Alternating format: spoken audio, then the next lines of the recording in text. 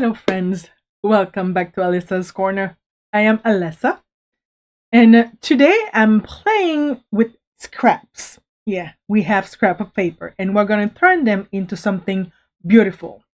I'm going to show you how I create a master collage board on a 12 by 12 sheet, and then I will cut it to make different things, like a four panels of 5 by 7s, or even use it for anything. We will not put anything to waste.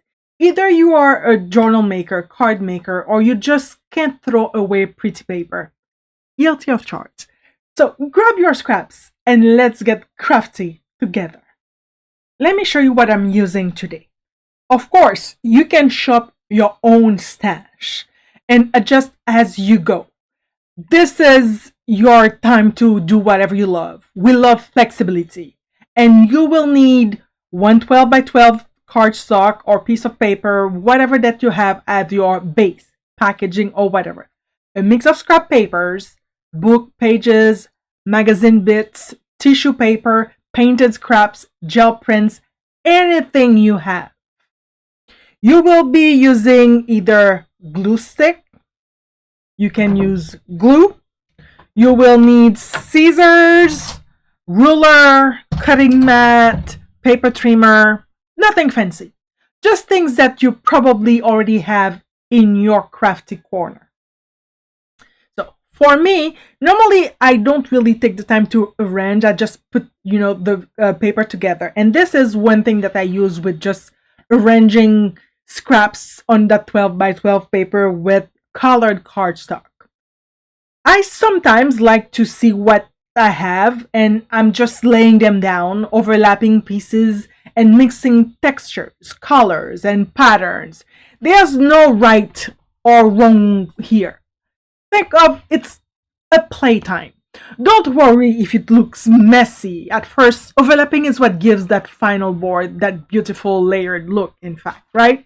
So, and those are some of that I have already used with leftovers paper that I really don't want to throw away. And once I like the general layout, I just glue them everything down. And I can use a glue stick if I want something for a quick dry time, or I can use Mod Podge if I prefer that sealed mixed media feel.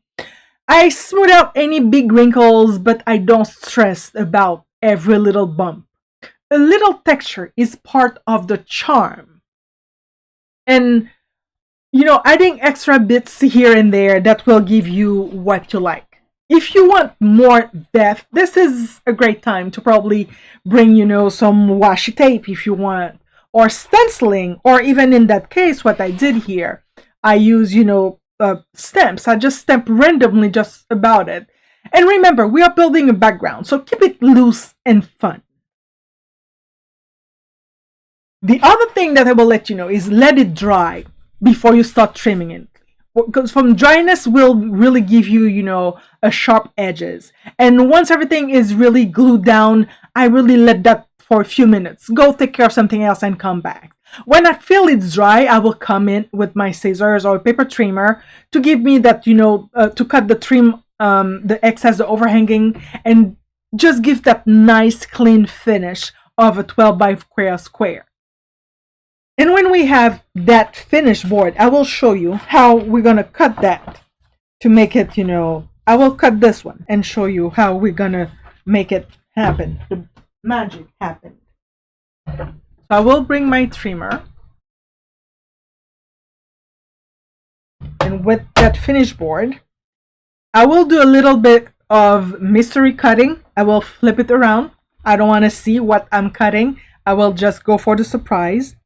And I will try to include Sharon Luska video because she's the one who did the first cut about that 12 by 12 for the 4 5 by 7 panels with minimum waste, and I will show you how it was done. So the only two measurements that you will need is 5. So that's why I put that washi tape right there.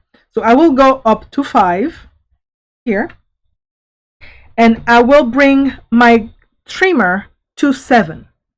That's all that we need. 5 and 7.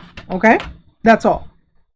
Just make sure that we have it at 5, and this is right there at 7. There's a mark, so I just know what it is. I sink in the blade and I slice. Remember, take your time, go slow, because it's several layers of paper that we are cutting. So it might take some time, and that's the reason that I prefer for it to be dry before I go over it, right? And then I will turn around again, go to 5 on the other side. Right here, bring my blade down to 7, bring it up. I prefer to push through it than bringing it down, because it's easier to slide it down this way instead of bring it to you because of the corner. Sometimes it get cut in there, so I prefer to sink the blade and then just slide it up. Turn around, so we have the first panel cut. Put it aside, turn it around again to 5,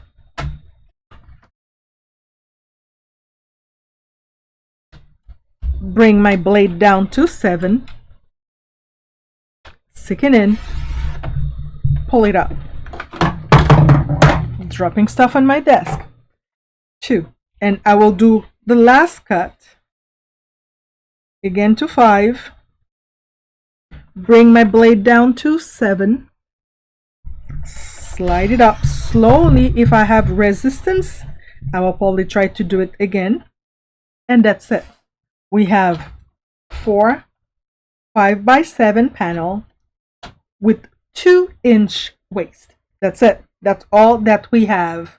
And I don't even throw that away. I will use that for another board sometime, right? So let's see what we have.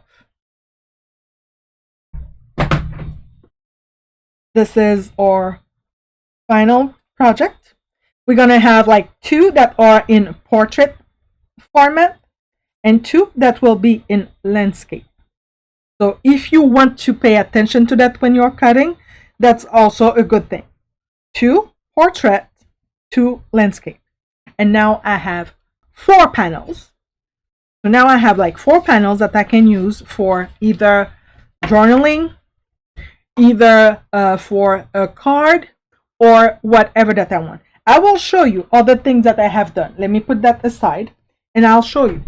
Like for example, I have used the masterboard that I have done, and I cut it to make a cover for my album. This is an album where I will put some of the cards that I received. So I just made the album cover, you know, regular binding, and I used the collage that I made to do my cover of the album. I'm using the scrap that I have for something that I like to keep something that I love, right? That is a good part, if I want to say. Friends, I hope you had fun making this master collage board with me today. If you enjoyed this project, please give this video a thumbs up. It will definitely help me in my little corner of the internet. The algorithm will like that and probably recommend to others. Let me know in the comments how you like to use your collage panels. Do you turn them into cards, journal pages, or you will frame them as art, or you will even try? I'd love to hear your ideas, and don't forget to subscribe to Alessa's Corner for more cozy creative projects. From my corner to yours. Thank you so much for hanging out with me today, and I will see you in the next video. Bye.